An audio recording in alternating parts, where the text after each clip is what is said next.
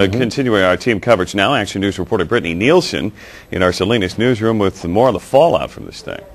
That's right, Dan. People across the coast were talking about this blustery wind, and it was a lot more than most people who were summer ready were ready for.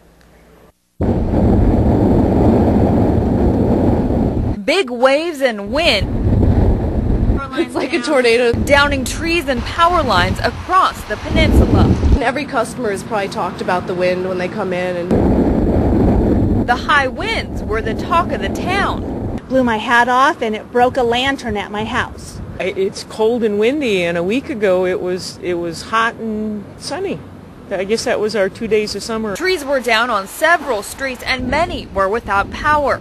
It's wreaking havoc a little bit. When the trees start to fall down, that's when you know.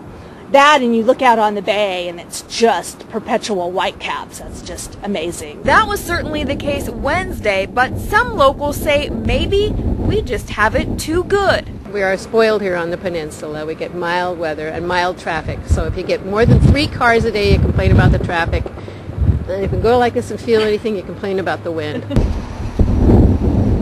There were more than 3 cars at this light in Monterey. With stoplights out, cars were backed up.